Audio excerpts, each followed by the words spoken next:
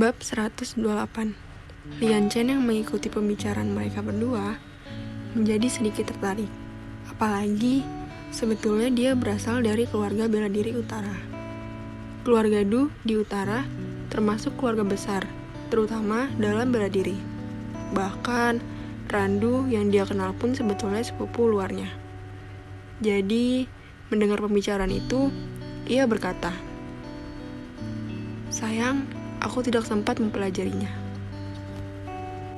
Anita Lu pun menjawab, "Walau dari kecil mempelajarinya, namun bakat yang menentukan. Dalam diri manusia, ada tulang tertentu yang bisa cepat mempelajarinya." "Berarti kami tidak bertulang baik untuk mempelajarinya?" tanya Cecilia. Anita Lu pun tertawa. Tentu tidak. Aku pun tidak memiliki tulang seperti itu. Mungkin di zaman ini hanya putraku yang memilikinya." Mendengar jawaban Anita Lu, dua wanita di hadapannya pun tersenyum. Mereka masih memiliki kesempatan untuk belajar, walau sebatas hanya untuk menjaga diri.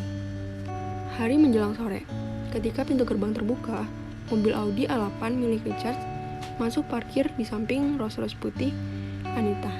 Dari posisi duduk, Cecilia dapat melihat mobil itu.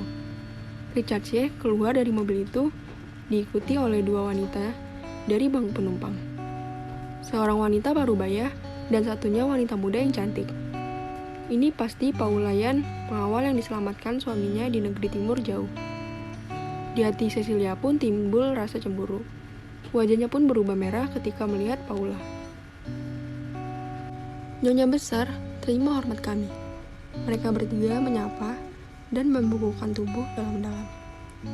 Setelah mendapat jawaban Anita, mereka bertiga beralih pada Cecilia. "Nyonya muda, terima hormat kami," sapa mereka. Cecilia pun menjawab, "Bangkitlah, duduk di sini," ajaknya pada tiga orang itu. Claudia dan Paula mengambil tempat duduk sedangkan Richard menjawab, "Kakak ipar, Nyonya besar, aku minta maaf. Tidak bisa menemani, ada beberapa hal yang harus aku selesaikan."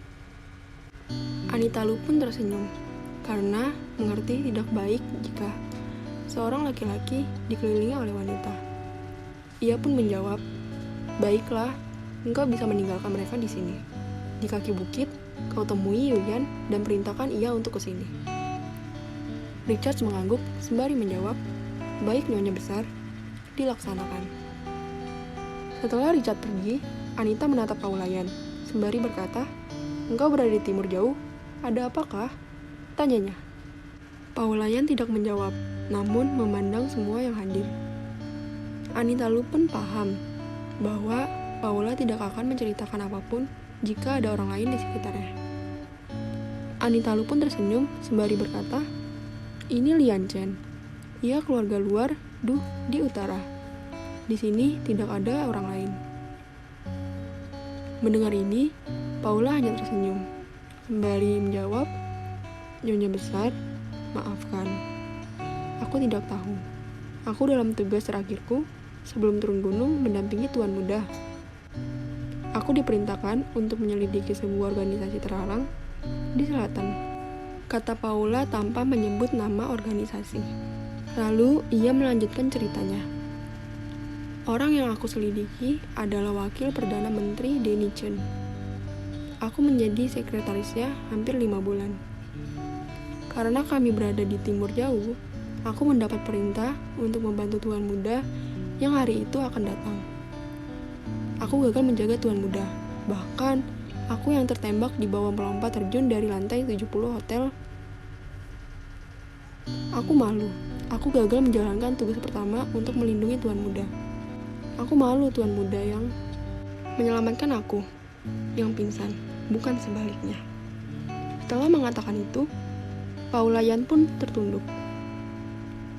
Cecilia yang mendengar cerita itu menjadi ngeri. Ia pun berkata, "Suamiku lompat dari tempat begitu tinggi?" tanyanya. Paula mengangguk sembari menjawab, "Benar Nyonya muda." Anita Lu pun tersenyum. Ia pun berkata, "Engkau belum gagal. Kejadian di timur, jauh putraku melakukan tugasnya tanpa rencana lebih dahulu. Aku yakin ia datang cepat, lalu pergi secepatnya dari negeri itu. Melihat Paula mengangguk, ia melanjutkan, "Engkau dalam pencarian pemerintah dan Interpol, maka putraku menahanmu di ibu kota hingga namamu benar-benar bersih, baru engkau dapat keluar." "Tapi aku bosan di sana," jawab Paula yang sudah mulai timbul sifatnya, yang tidak suka menutupi apa yang ingin ia sampaikan. Anita Lu pun tertawa, sembari berkata, "Sekarang engkau di sini. Semoga tidak bosan lagi. Di kaki bukit, engkau bisa meminta beberapa petunjuk dari 4 pamanmu. Selain itu, engkau bisa menjaga menantuku untuk mulai menjalankan tugasnya." Paula pun tersenyum senang, sembari berkata, "Benarkah? Engkau ini bukannya mengucapkan terima kasih, malah bertanya seperti tidak percaya." Claudia pun menegur. Mendengar kata-kata ibunya, Paula pun bangkit membungkuk berkata, "Nyonya besar, terima kasih. Aku akan menjalankan semua kata-katamu." Anita Lu pun tersenyum, suka dengan sifat Paula. Ia melambaikan tangannya pada semua orang. "Engkau kenapa berdiri di sana? Kemarilah. Di sini ada keponakan dan adik iparmu," teriak Anita. Suara jawaban terdengar, "Aku tidak berani tanpa izinmu, Nyonya besar." Gema suara belum hilang. Orang yang bicara sudah berada di sana dan membungkuk ke Anita Lu. Lalu Claudia dan Paula bangkit memberi hormat. "Kakak ipar," sapa Claudia. Yuyan tersenyum, sembari berkata, "Engkau sehat. Bagaimana adikku di sana?" tanya Yuyan. "Ia baik-baik saja. Ini putriku, Paula," jawab Claudia dan memperkenalkan Paula pada Yuyan. "Paman yuk," sapa Paula. Yuyan pun tersenyum, sembari berkata, "Engkau sudah besar. Wajahmu mirip ayahmu. Mulai sekarang, engkau harus menerima semua yang aku miliki." Paulayan segera membungkuk sembari menjawab, "Terima kasih, Paman." "Yuyan, engkau boleh kembali. Nanti malam setelah makan malam, engkau bisa kembali ke sini, menjemput ipar dan keponakanmu," perintah Anita Lu. Yuyan pun tersenyum, sembari berkata, "Baik Nyonya, aku pamit." Ia berbalik berjalan cepat dan melompati tembok. Anita menatap Paula dan ibunya, berkat pada Paula, "Engkau harus mengenal semua penghuni rumah ini. Sebentar lagi mereka akan pulang dari semua aktivitas." Paula mengangguk sembari menjawab, "Baik Nyonya besar," jawabnya. Mereka menunggu semua penghuni pulang dan makan malam bersama. Sementara itu, di Qinghai, Franklin sudah berada di hutan kecil di perbatasan. Ia berjalan dengan cepat. Beberapa pengintai yang berada di agraris itu hanya melihat bayangan tanpa mengetahui apa itu. Tidak butuh waktu lama bagi Franklin. Sekarang, ia sudah berdiri di depan markas sementara aliansi asing ketika matahari mulai tenggelam. Dari sana, ia menilai pertahanan musuh dan mengatur rencana untuk keluar dari sana tanpa diketahui para penjaga. Markas itu berada di luar kota. Walau jauh dari kota, tempat itu ramai dengan para pedagang yang mencari peruntungan menjajakan dagangannya. Franklin memasuki kedai kopi kecil, tidak jauh dari markas itu. Pelayan kedai tersenyum menyambut Franklin. Ia pun berkata, "Tuan, silakan duduk," sapanya. Franklin menjawab, "Terima kasih, berikan aku makanan terenak," dengan aksen setempat, sehingga bagi orang umum, Franklin terlihat sebagai warga setempat.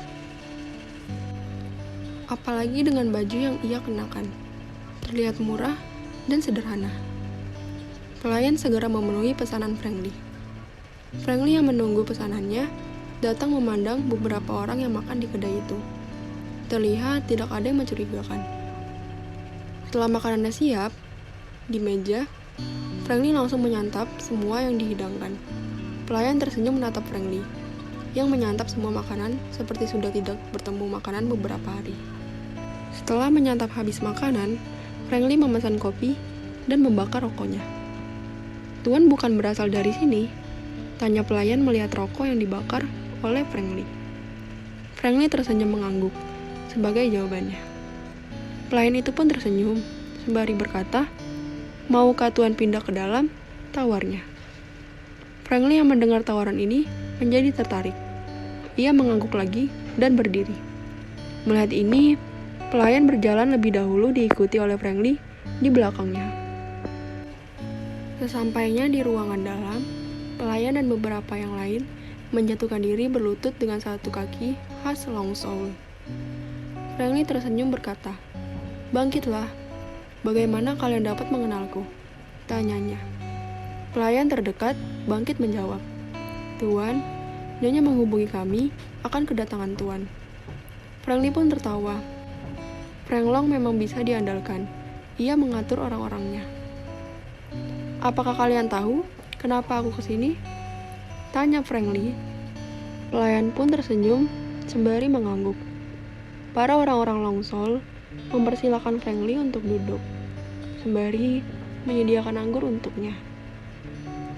"Tuan, ia Joachim tidak tinggal di markas itu, tapi di sebuah rumah di luar markas." Pelayan memberikan info pada Franklin. Franklin sedikit terkejut mendengar ini.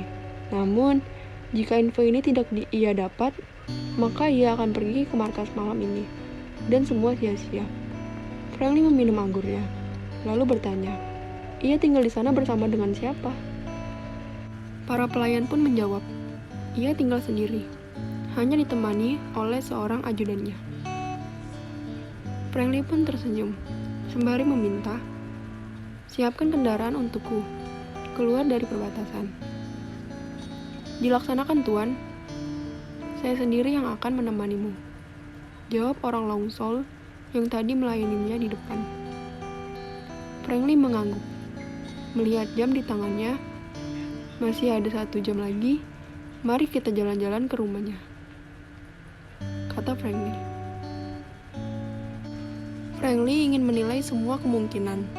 Setelah melihat posisi dan kondisi rumah Joachim,